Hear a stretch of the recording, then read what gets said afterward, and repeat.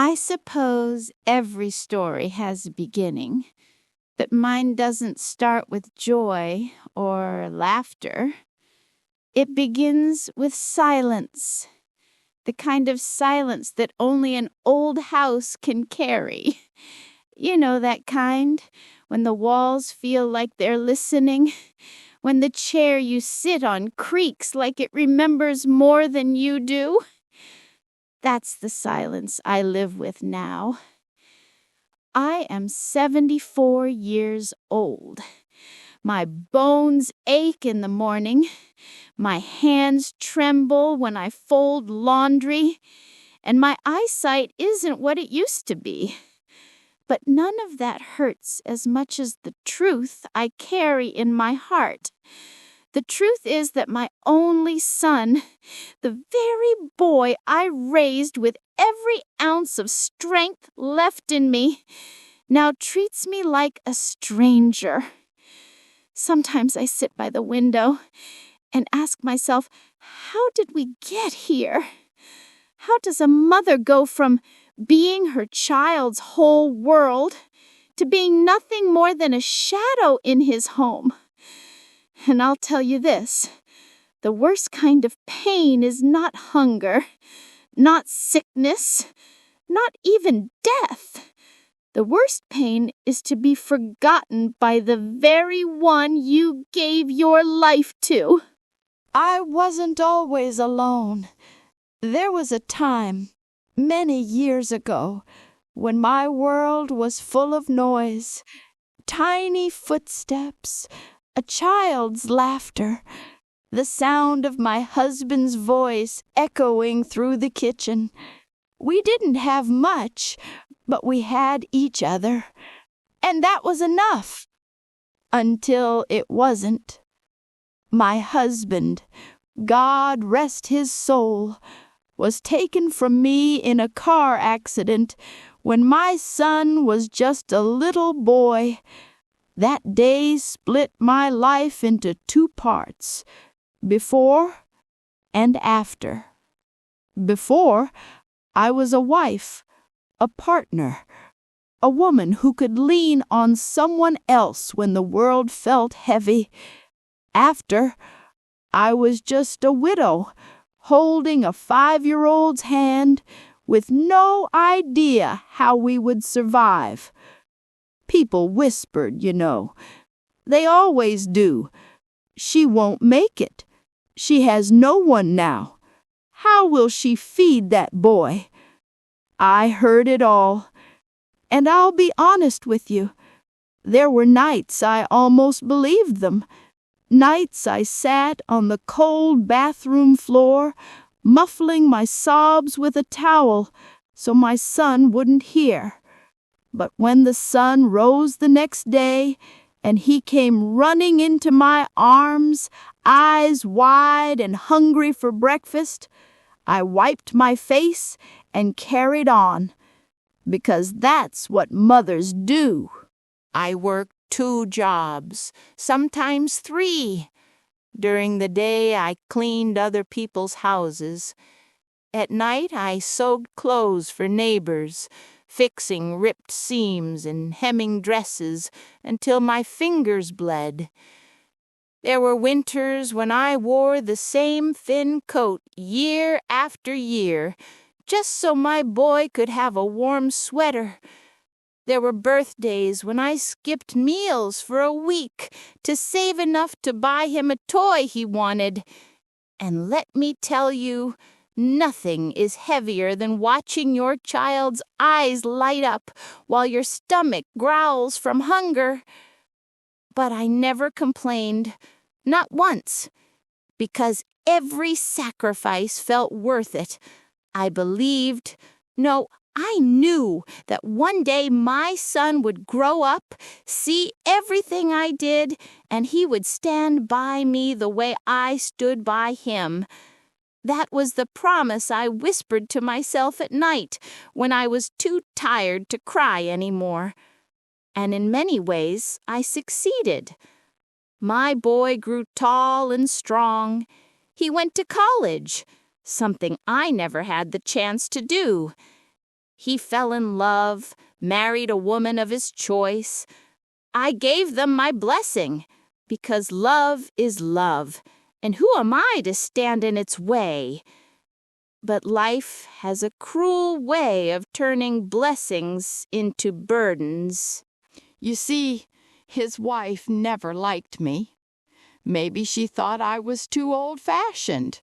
Maybe she thought I interfered too much. Maybe she just didn't want to share her husband's love with another woman, even if that woman was his mother.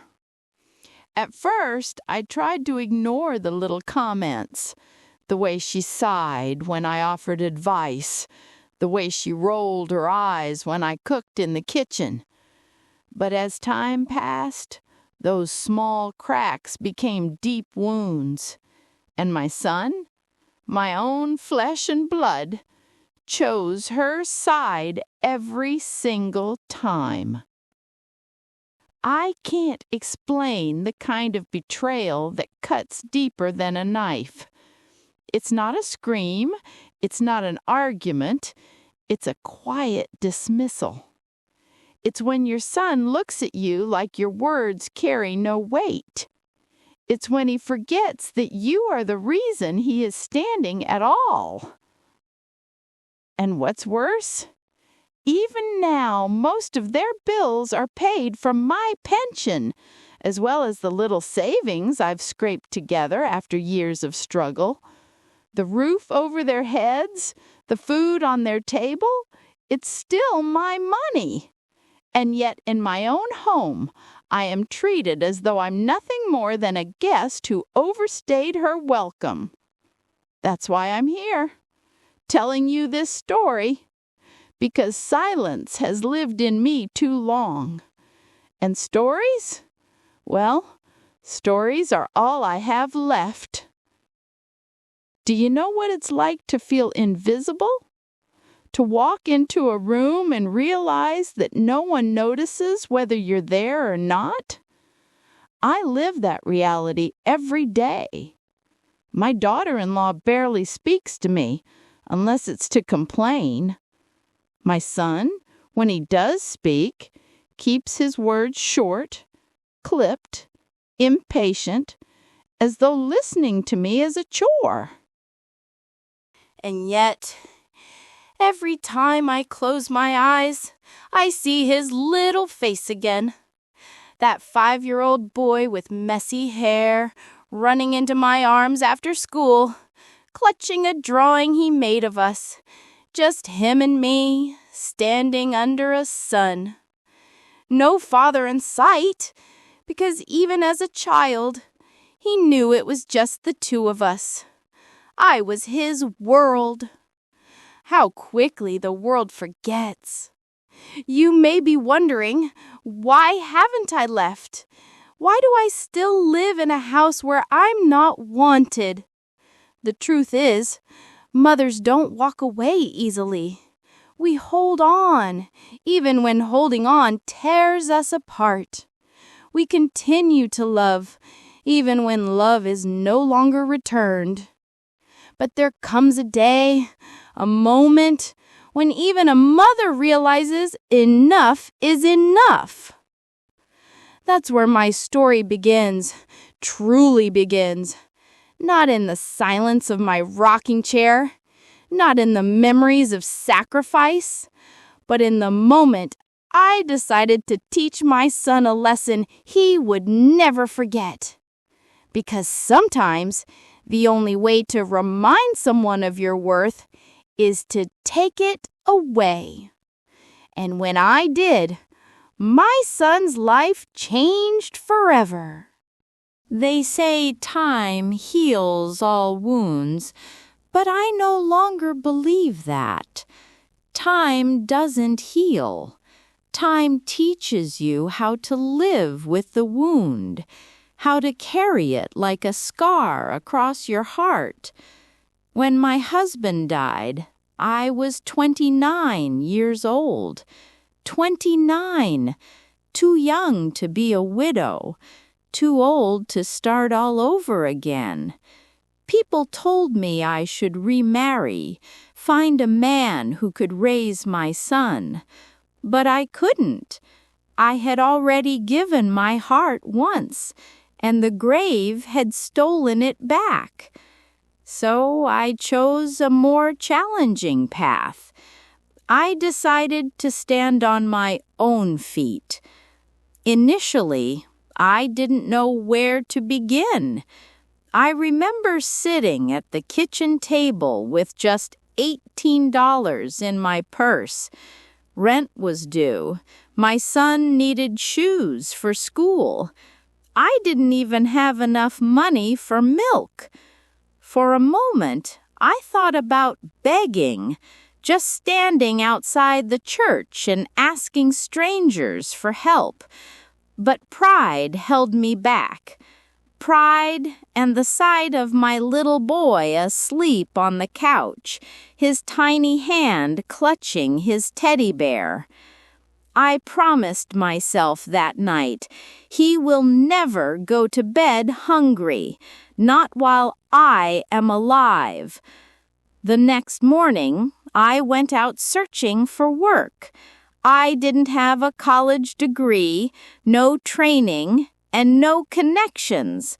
But what I did have was a will that refused to bend. I knocked on doors, walked into restaurants, and asked anyone and everyone if they needed help. By the end of the week, I had 2 jobs. One cleans houses during the day, the other scrubs dishes in a diner at night. It wasn't glamorous. It wasn't enough, but it was something. There were days when my knees ached from scrubbing floors, when my hands bled from hot water and detergent, when my back felt like it would snap in two. I'd walk home after midnight, shoes soaked in rain, and collapse onto the couch for a few hours of restless sleep, only to wake up at dawn, pack my son's lunch, and send him off to school with a smile. He never knew. That was the point. I wanted his childhood to feel as normal as possible. I didn't want him to carry the weight of my struggle, so I hid it. I smiled through the pain, laughed through the hunger, and celebrated small victories like they were miracles. And in a way, they were. I still remember his 7th birthday. He wanted a baseball glove. I didn't have the money. For 2 weeks, I skipped lunch at work, pocketing the few dollars I saved. I sewed clothes for neighbors late into the night, sewing by the dim light of a lamp until my eyes burned. On the morning of his birthday, I placed that glove beside his bed. When he woke up and saw it, his whole face lit up like the sun. "Mom, you got it! You really got it!" he shouted, hugging me so tight I couldn't breathe. That moment was worth every hunger pain, every blister, every sleepless night. There were countless moments like that. Tiny acts of sacrifice he never saw. Like the time he wanted to go on a school field trip, and I didn't have the fee. I pawned my wedding ring to pay for it. Or the winter when he begged for a warm jacket, and I patched up an old one 3 times before finally saving enough to buy him a new one. Or the Christmas I skipped paying the heating bill so I could afford a toy train set he had been dreaming of. Each sacrifice was a thread, weaving a blanket of love around him. A blanket I thought would protect me too one day when I grew old and weary. But here's the thing nobody tells you about sacrifice. It becomes invisible. The more you give, the less people notice. They start to believe it's natural, expected, ordinary. My son never once asked how I managed. He just accepted that his needs would be met. and I let him. Because what mother wants her child to know the price of her love? Still, I wasn't just raising him. I was building him. I pushed him in school, even when I was exhausted. I helped him with homework, even when I didn't understand half the questions myself. I sat beside him while he practiced his spelling words, cooked him soup when he had the flu, clapped the loudest at his little league games, and told him every single day that he was destined for more. When he was 12, he asked me, "Mom, are we poor?" I paused, thinking of the empty pantry, the overdue bills stuffed in a drawer, the way my shoes had holes in them. But I looked into his eyes and said, "No, baby, we're rich.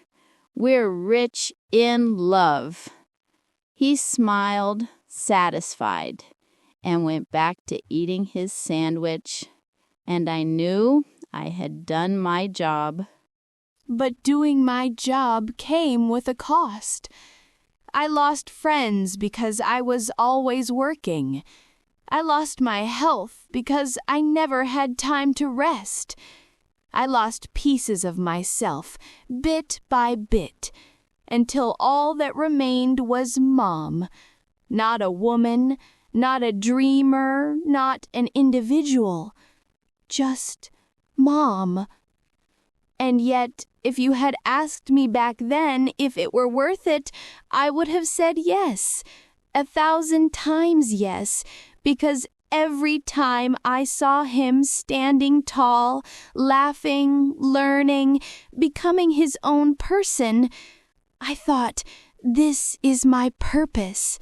This is why I was put on this earth. By the time he graduated high school, I felt a sense of triumph. Against all odds, I had raised him into a young man ready to face the world. I had survived the whispers, the pity, the poverty. I had given him everything I had to offer. I thought he understood. I thought he knew. But life has a way of playing cruel jokes on those who give too much. What I didn't realize back then was that in protecting him from hardship, I had also protected him from truth. He never saw the struggle. He never knew the sacrifices. He only knew the comfort my pain had purchased for him. And comfort can make people forget. That's the part of the story that hurts the most. Because I didn't raise him to be cruel. I didn't raise him to be ungrateful. But sometimes the very love we give becomes the reason people believe they don't owe us anything in return. And that realization, that bitter truth, was waiting for me just around the corner. If raising my son was the hardest thing I've ever done, watching him forget me has been the cruelest. I always thought the finish line of my struggle would be his adulthood, that once he was grown, educated, working, independent, my work would finally be done. I pictured myself resting, maybe even smiling, watching him build the life I had dreamed for him. I thought I would finally be able to breathe. And for a little while I did. When he graduated from college, I cried like a child. I sat there in the audience, clutching the arms of my chair so tight my knuckles turned white. My heart pounded with pride when they called his name, when I watched him walk across that stage in his cap and gown. People saw a young man receiving a diploma. I saw every sleepless night, every skipped meal, every drop of sweat from my tired hands, all wrapped up in that moment. Later, when he told me he had fallen in love, I supported him. He was my only child. His happiness was my happiness. I didn't care that the girl he chose came from a different background, that she was outspoken in ways I wasn't, that she seemed, even from the start, to look at me with a kind of dismissive smile. Love is love, I told myself, and if she makes him happy, who am I to stand in the way? I gave them my blessing. I even dipped into my savings to help pay for the wedding, though no one asked me to. When the bills came piling in, I sold my mother's old jewelry, family pieces I had kept for decades, just to give him the kind of wedding I thought he deserved. I remember sitting in the church that day, my hands folded in my lap, watching him slip a ring onto her finger. Tears blurred my vision, but I smiled anyway. I told myself this was the beginning of a new chapter, for him, for us, for all of us together. But sometimes what feels like a beginning is really the start of the end. Initially, the changes were minor. My daughter-in-law didn't like the way I cooked. She said I used too much oil or too much salt. I tried to laugh it off, tried to tell myself it was just her way of adjusting, that she didn't mean harm. But then she started making faces whenever I spoke at the dinner table, as if my words were interruptions instead of contributions. Then came the whispers, the closed doors, the hushed voices when I walked into a room. I told myself I was imagining it, that I was being sensitive. But deep down I knew the truth. She didn't want me there. And slowly, neither did he. The boy who once clung to my sari when thunder shook the windows now rolled his eyes when I spoke. The boy who once begged me to read him bedtime stories now sighed in irritation when I asked him about his day. The boy I sacrificed everything for started to treat me like an inconvenience. Mom, don't interfere. Mom, let us handle it. Mom, you wouldn't understand. Those words cut deeper than any knife. What he didn't realize was that I wasn't trying to interfere. I was just trying to belong. After years of raising him alone, after years of giving every part of myself to his life, I just wanted a corner in his world, a little space, a little recognition, a little love. Was that so much to ask? But as time went on, my place in his home shrank smaller and smaller. Meals became awkward. If I cooked, she wouldn't eat. If she cooked, she made sure not to include the dishes I liked. My son started siding with her in every disagreement, no matter how trivial. Sometimes I wondered if he even listened to what I was saying before shutting me down.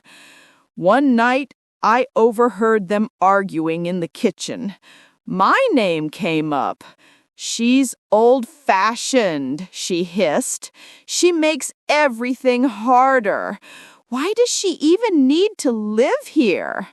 My son didn't defend me. He didn't say, "She's my mother. She stays." He stayed quiet for a long time, then muttered, "Just give her time. She'll adjust." Adjust. That word rattled in my bones, as if I were some piece of furniture that needed to be moved around until it fit. And yet, the bitterest part of all this, even now, despite treating me like a burden, Much of their life still revolves around the money I provide. My pension pays the electric bill. My savings cover the groceries. I still slip my son money when I can, because deep down, I can't stop being his mother. But my generosity has become invisible. My sacrifice is forgotten. And sometimes, when I'm lying awake at night, staring at the ceiling, I ask myself, did I do this? Did I make him this way? By protecting him from struggle, by shielding him from hardship, did I raise a man who doesn't know the value of what he has? That question eats at me, gnaws at me until I feel hollow. One day I asked him quietly, gently, why he never stands up for me when his wife speaks harshly. He looked at me impatient and said, "Mom, can't you just stop creating problems? She's my wife. I have to support her." I wanted to scream. "And who supported you your whole life? Who gave up everything so you could stand here today?"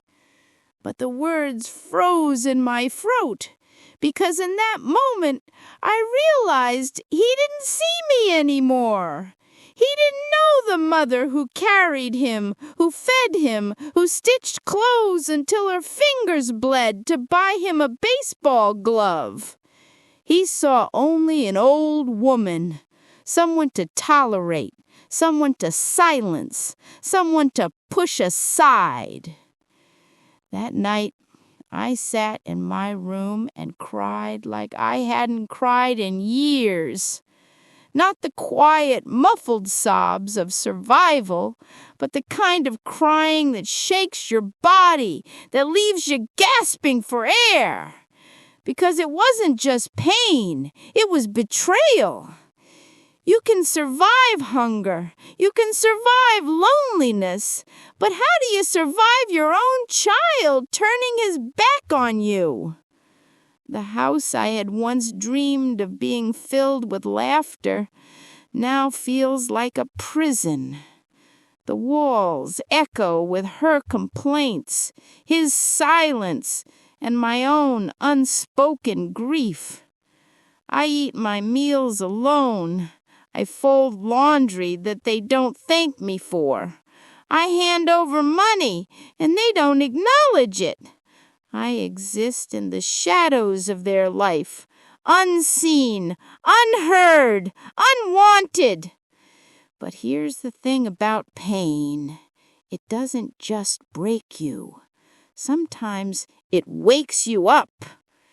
And as the weeks turned into months, a thought began to form in my mind, a dangerous, powerful idea. If he could not see my worth while I was there, perhaps he would learn it in my absence. For the first time in years, I stopped asking what I could do for him. I started asking what I could do for myself. And that was the beginning of the lesson I never thought I'd have to teach. You reach a certain age when tears dry up, not because the pain is gone, but because you learn they don't change anything. For weeks I cried quietly at night. For weeks I prayed, asking God why He gave me such a fate.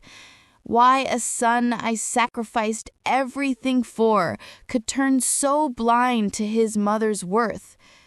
But prayers without action are like seeds without water. They don't grow. One morning I woke up, looked in the mirror, and didn't recognize the woman staring back.